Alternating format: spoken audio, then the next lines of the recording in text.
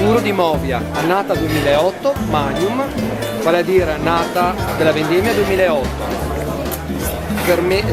Riposa nei tini, nelle barricche per circa 3 anni e mezzo, in questo caso. Dopo prende la spuma in bottiglia direttamente con il mosto.